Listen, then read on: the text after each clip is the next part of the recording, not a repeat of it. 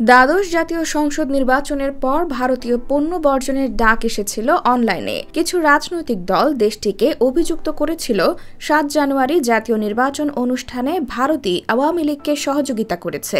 বিষয়টি সবচেয়ে বেশি আলোচনায় আসে চলতি বছরের ২০ মার্চ নয়াপল্টনে কেন্দ্রীয় কার্যালয়ের সামনে বিএনপির সিনিয়র যুগ্ম মহাসচিব রুহুল কবির রিজভী আহমেদের গায়ের চাদর ছুঁড়ে ফেলা এবং তাতে আগুন ধরিয়ে দেওয়ার ঘটনায়। এরপর ভারত অনেকটাই আলোচনার বাইরে ছিল। তবে সর্বশেষ প্রধানমন্ত্রী শেখ হাসিনার ভারত সফরের মধ্য দিয়ে আবারও বিরোধী রাজনীতিতে ইস্যুটি ফিরে এসেছে।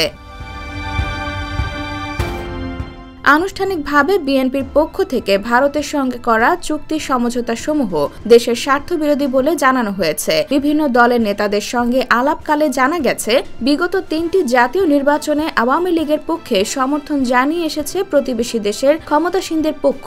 বিরোধী নেতাদের এই অভিযোগ প্রকাশ্যে করা হয় গত বছরের শেষ দিকে। এবছর দ্বাদশ জাতীয় সংসদ নির্বাচনের পর তা সামনে আসে।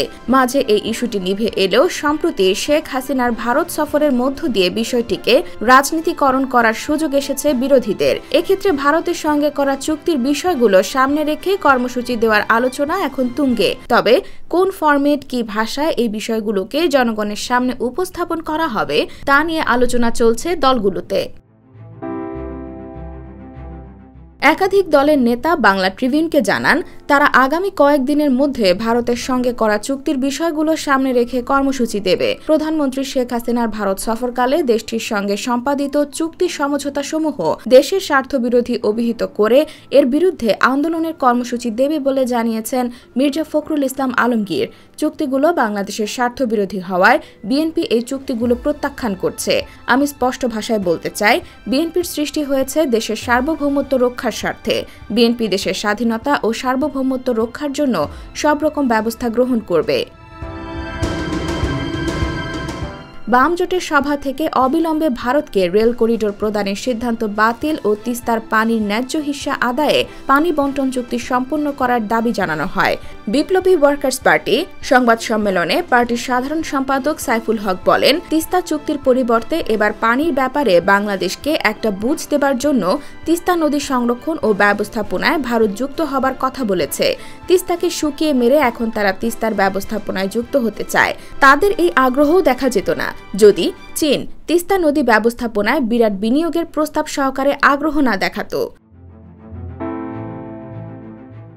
ভারতের সঙ্গে বন্ধুত্ব নয়, দাসত্বের সম্পর্ক তৈরি করা হয়েছে বলে মনে করে হেফাজত।